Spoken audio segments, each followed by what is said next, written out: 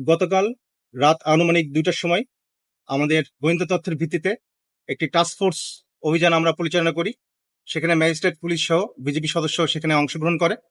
তো এই গোয়েন্দা তথ্যের ভিত্তিতে গতকাল রাত ২টার সময় আমরা রঙ্গারচর ইউনিয়নের একটি মাদ্রাসার পাশে পরিত্যক্ত আহ, যে গোডাউন, সেখানে আমরা ভারতীয় অবৈধ পণ্য পাই। সেখানে ভারতীয় শাড়ি, কসমেটিক্স, অন্যান্য কাপড় এবং চকলেট আইটেম ছিল। তো একটির সর্বসাকল্যে সিজার মূল্য ৫.৫ কোটি টাকা। গত এক মাসে আমরা আমাদের ২৮ বিজিবির অভিযানে সর্বমোট ১৪.৫ কোটি টাকার ভারতীয় অবৈধ পণ্য আমরা জব্দ করতে সমর্থ হয়েছি।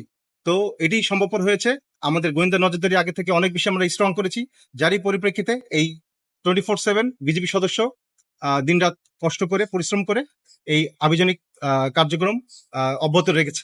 তো আমি বলতে চাই যে আমাদের এই গোয়েন্দা তথ্য এবং আভিযানিক কার্যক্রম আগের থেকে আমরা অনেকাংশে বৃদ্ধি করেছি এবং এই ধারা অব্যাহত থাকবে।